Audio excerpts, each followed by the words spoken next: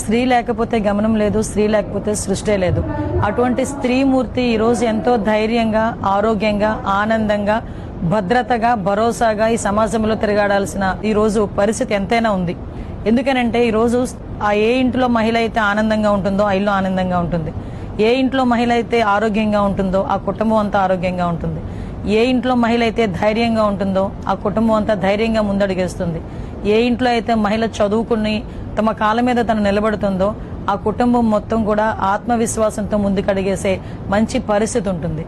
దాని గురించే గౌరవ నందమూరి తారక రామారావు గారు ఆస్తిలో వాటా హక్కు కల్పించడంలో మహిళలకి, అదేవిధంగా వారసత్వాన్ని పుణికిపుచ్చుకున్న గౌరవ ముఖ్యమంత్రి చంద్రబాబు నాయుడు గారు ఈరోజు ప్రత్యేకంగా మహిళలు తమ కాళ్ళ మీద తమ నిలబడాలి అని చెప్పి ప్రతి ఒక్కరిని కూడా లక్షాధికారులను చేయాలనే ఉద్దేశంతో, ప్రతి ఒక్క ఇంటిలో ఒక పారిశ్రామికవేత్తను ముందుకు తీసుకురావాలనే ఉద్దేశంతో ఈ మహిళా దినోత్సవానికి కంకణం కట్టుకుని ఎంతో మంది మహిళా పారిశ్రామిక